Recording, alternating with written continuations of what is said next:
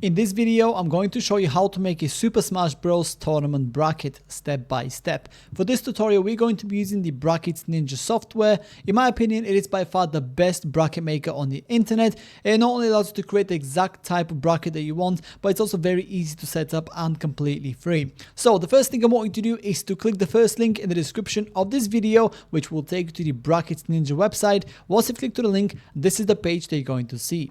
From here, I want you to go to the top right hand corner of the screen, which is where you will find this try for free button. I want you to click on that, which will take you to the back end of the Brackets Ninja platform. The first thing that you're going to see is this screen right here, which is where we need to decide the type of bracket that we want to create.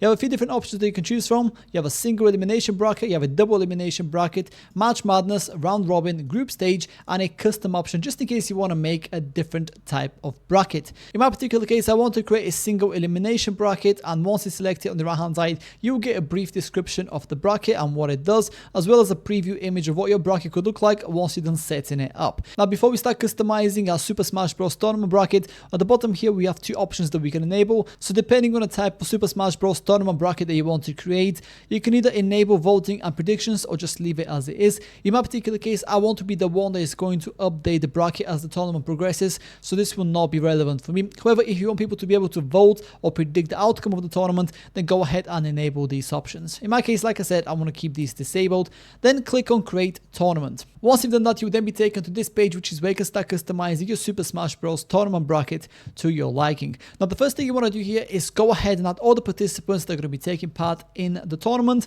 In my case, we have 4 participants in 2 different matchups. I want to have 8 participants in 4 matchups. So what I'm going to do is go ahead and click on Add Participant right here 4 times. If your tournament has a large number of participants and if you don't want to add them manually one by one, what you can do is click on this button right here on the top and add them in bulk. Simply follow the steps on the screen.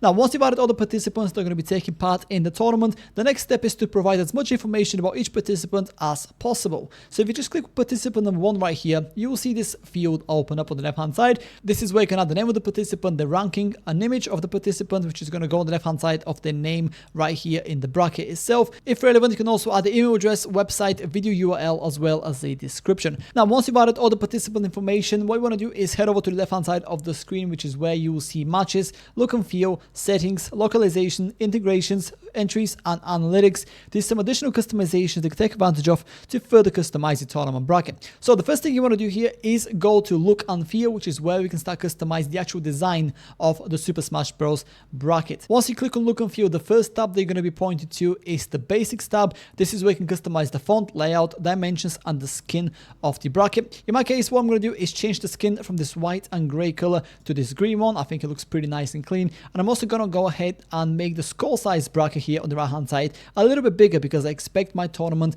to have scores in the triple digits. I'm going to make this 60 pixels instead of 35, and as you can see, the bracket just became bigger. In my case, I'm going to keep the font and the layout exactly as they are. Then I want you to move over to the advanced tab on the right hand side here, which is where you can change the colors of every element that you can possibly add as part of your tournament bracket. So for example, if you want to change the color of the names of the participants, what you need to do is go to the bracket section, then go to participants, which is option number 2, and then click on the color box right here. And in my case here, it's white. If I just change the color to orange, you can see that automatically updates, and I'm actually going to leave it at that. And exactly the same applies to all the other elements they can change the color of. If we scroll down from here, you will find the background settings right here. The first option is transparent mode. So if you plan to embed the bracket on the website, then this is a good option to have enabled. In my case, I'm going to disable it because it's not relevant for me.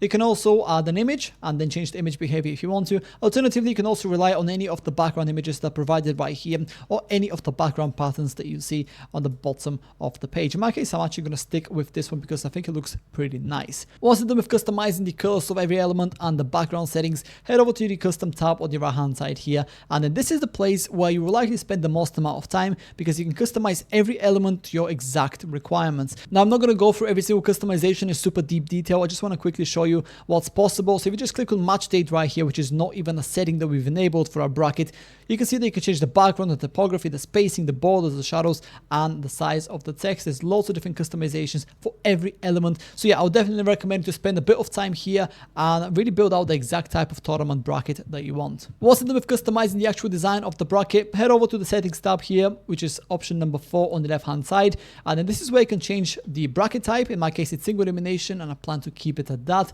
You can also change the main title of the bracket, which is this title right here on the top. You can add the banner image, description, as well as the rules and terms of the tournament.